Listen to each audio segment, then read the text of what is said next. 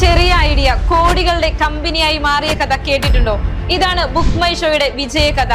ഇന്ന് cinema കാണണമോ, concert പോകണമോ, mobile തുറക്കൂ, 2 click, ticket ready. പക്ഷെ ഒരിക്കലും ഇത് സാധ്യമല്ലായിരുന്നു. ഇത് മാറ്റിയ ഒരാളുണ്ടായിരുന്നു.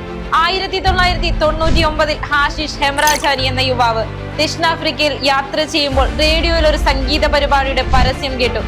അപ്പോൾ അദ്ദേഹത്തിന്റെ മനസ്സിൽ ഉരുതിരിഞ്ഞ ചോദ്യം, ഇത്ര വലിയ പരിപാടിക്ക് ടിക്കറ്റ് വാങ്ങാൻ ലൈൻ നിൽക്കണോ?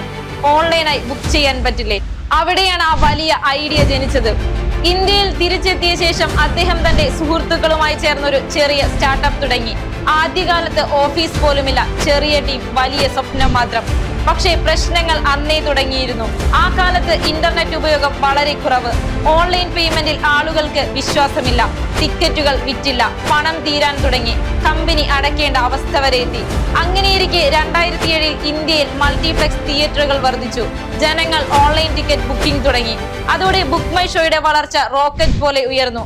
ഇന്ന് സിനിമ മാത്രമല്ല, മ്യൂസിക്, കോൺസേർട്ട്, സ്പോർട്ട് ഇവന്റുകൾ എല്ലാം ഒരേ ആപ്പിൽ. മില്യൺസ് ആളുകൾ ദിവസവും ഉപയോഗിക്കുന്ന നമ്പർ 1 ആപ്പ് എന്ന പദവി. അതെ, ഒരു ചെറിയ ചോദ്യത്തിൽ നിന്നാണ് ഈ വലിയ വിജയം. അതുകൊണ്ട് ഓർക്കൂ, ഒരു ചെറിയ ഐഡിയ നിങ്ങളുടെ ജീവിതവും മാറ്റാം. Dream big, start small, never give up. Kerala business news അഭിപ്രായങ്ങൾ പ്രഖ്യാപിക്കുകയല്ല, മറിച്ച് ചിന്തിക്കാൻ പ്രേരിപ്പിക്കുകയാണ്. ശില്പ സൈനിങ് ഓഫ്.